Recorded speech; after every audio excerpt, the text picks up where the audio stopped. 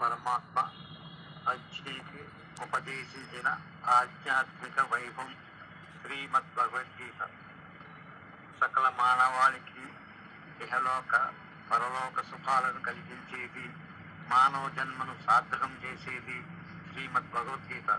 అటువంటి భగవద్గీత యజ్ఞాన్ని కొనసాగిద్దాం, ఉత్తరిద్దాం. ఓం నమో భగవతే వాసుదేవాయ. శ్రీమద్భగవద్గీత త్రయోదశ అధ్యాయం క్షేత్ర క్షేత్రజ్ఞ విభాగయోగం. క్షేత్రం అంటే శరీరం, క్షేత్రజ్ఞుడు అంటే ఆత్మ. నిజానికి జీవుడు క్షేత్రజ్ఞుడే కానీ క్షేత్రం కాదు. కానీ జీవుడి అజ్ఞానం వలన తానే క్షేత్రమని అనుకొని దుఃఖాలను అనుభవిస్తున్నాడు. క్షేత్రం పంచభూతాలతో నిండినది, అశాశ్వతమైనది. క్షేత్రజ్ఞుడు చిన్మయ రూపుడు, శాశ్వతమైనవాడు.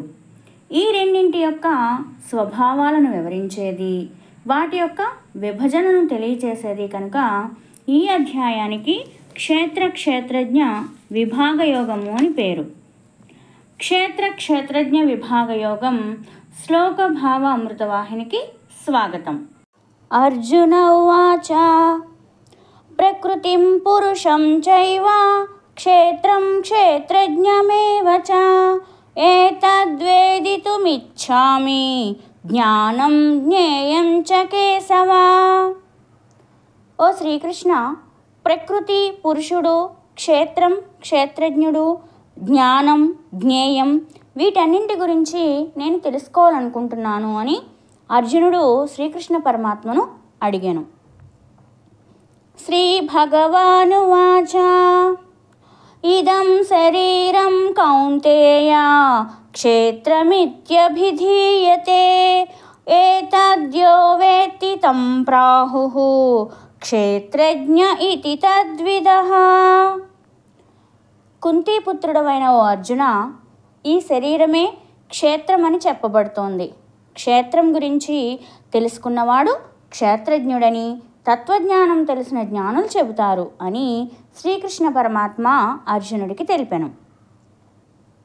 క్షేత్రజ్ఞం చాపి మాం విద్ధి సర్వక్షేత్రేషు భారత క్షేత్ర క్షేత్రజ్ఞయో జ్ఞానం ఎత్తజ్ఞానం మతం మమ.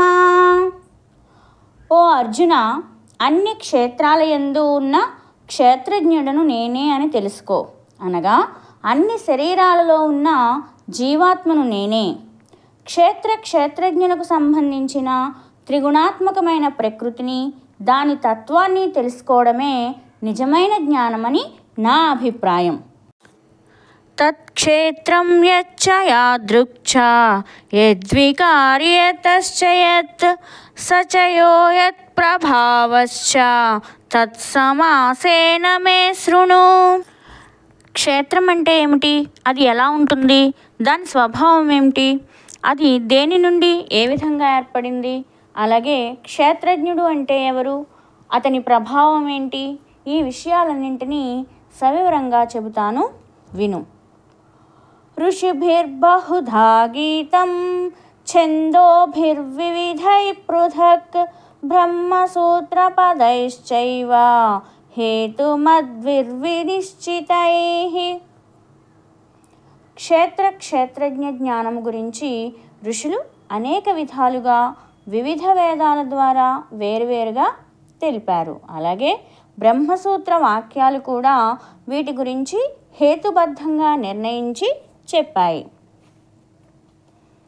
మహాభూతాన్యహంకారో బుద్ధిరవ్యక్తమేవ చ ఇంద్రియాణి దశైకం చ పంచచేంద్రియగోచరాః ఇచ్ఛా ద్వేషః సుఖం దుఃఖం సంఘాతశ్చేతనా ధృతిః ఏతత్ క్షేత్రం సమాసేన సవికారముదాహృతం.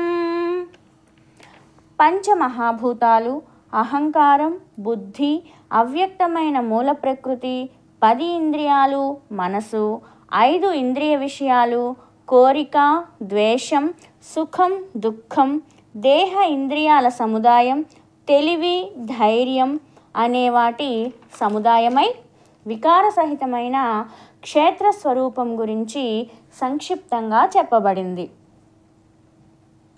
అమానిత్వమదంభిత్వం అహింసా క్షాంతిరార్జవం ఆచార్యోపాసనం శౌచం స్థైర్యమాత్మవినిగ్రహః ఇంద్రియార్థేషు వైరాగ్యం అనహంకార ఏవ చ జన్మ మృత్యుజరా వ్యాధి దుఃఖదోషానుదర్శనం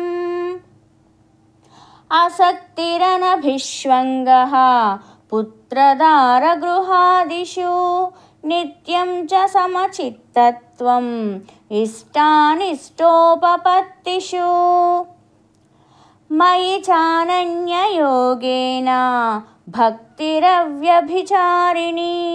వివిక్తదేశసేవిత్వం అరతిర్జన సంసది ఆధ్యాత్మజ్ఞాన నిత్యత్వం తత్వజ్ఞానార్థదర్శనం ఏతజ్ఞానమితి ప్రోక్తం అజ్ఞానం యదథోన్యథా.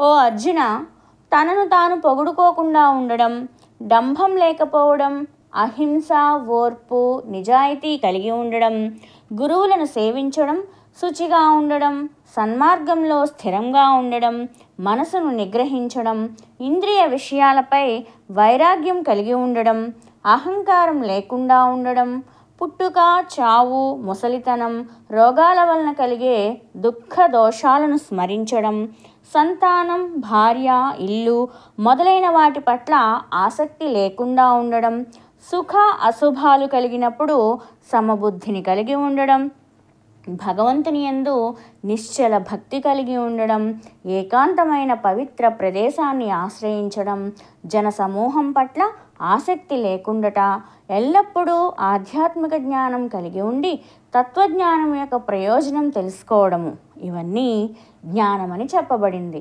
వీటికి వ్యతిరేకమైనవి అజ్ఞానమని తెలుస్తోంది అని ఆచార్య శ్రీకృష్ణ పరమాత్మ అర్జునుడికి ఉపదేశించాడు.